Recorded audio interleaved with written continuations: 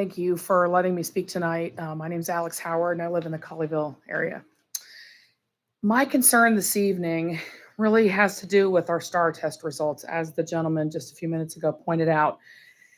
And I saw the same stats, I'm sure we all did. He pointed them out well. We're down 40 or 47% of the seventh graders are not meeting expectations this year, double from 2019, which was 24% were not meeting the expectations, versus 4% in Carroll. So to say it was COVID doesn't really make me feel better about it. I would just like to understand a plan to try to increase our academic rigor here. I don't understand why we seem to not have that as a focus. Since I've gotten involved in the last 6 months, it seems like what we talk about mostly are the SEL. I looked up the LEAD 2.0. And while I appreciate, I'm an organizational development professional, I appreciate the focus on leading. I don't see anything in here in the 4 goals that talks about academic rigor and a focus there. And it kind of for me comes back to leave the social and emotional issues to the parents.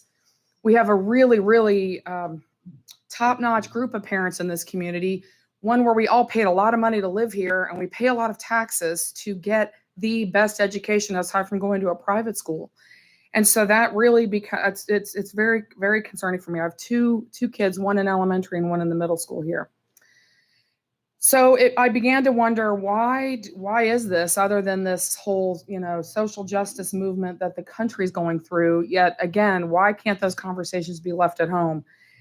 I understand, and I'm sorry if these aren't the right facts, but I understand that our teacher pay continues to be the worst in the districts surrounding ours. And to me, that's just unacceptable. Again, we've got surplus in the budget. I understand, and again, pardon me if the facts are wrong, that Dr. Ryan got an 8% raise this year, and the teachers got a little over 2%. So how do we expect our teachers to stay motivated and engaged if we're not paying them as they should be paid for the area that we live?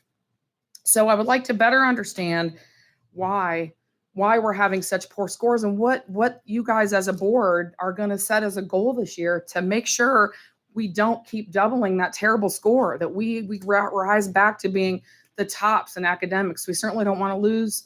I don't want to leave for a private school, but I am paying for a really, really top-notch public education, and I don't feel like I'm getting it for my kids. So I'm hoping that ends up on your agenda at some point as we start the next school year, and that we go back to a more rigorous focus on academics and leave the social and the emotional parts to the parents at home. Thank you.